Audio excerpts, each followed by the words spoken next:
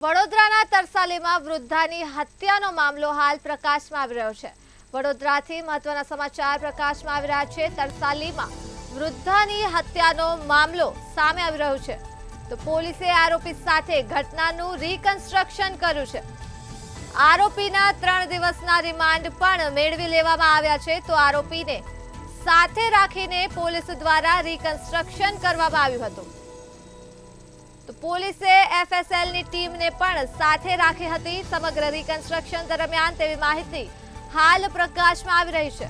તો વડોદરાની વાત કરીએ, તરસાલીમાં વૃદ્ધાની હત્યાનો મામલો પ્રકાશમાં આવી રહ્યો છે ત્યારે સમગ્ર ઘટના બાબતે પોલીસે આરોપીને સાથે રાખી ઘટનાનું રિકન્સ્ટ્રક્શન કર્યું હતું તો આરોપીના 3 દિવસના રિમાન્ડ પણ મંજૂર કરાયા છે।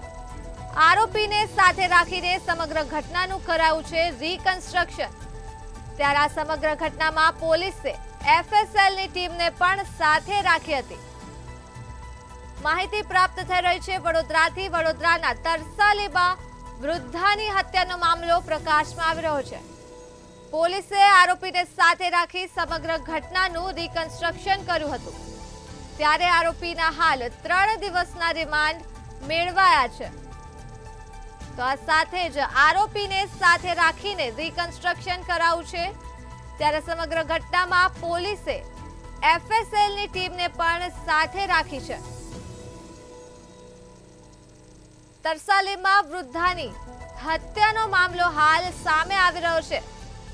તરસાલીમાં વૃદ્ધાની હત્યા થઈ છે ત્યારે પોલીસે આરોપીને ઘટનાનું રિકન્સ્ટ્રક્શન કરવા માટે સાથે રાખ્યો હતો તો આરોપીના 3 દિવસના રિમાન્ડ પણ મેળવાયા છે।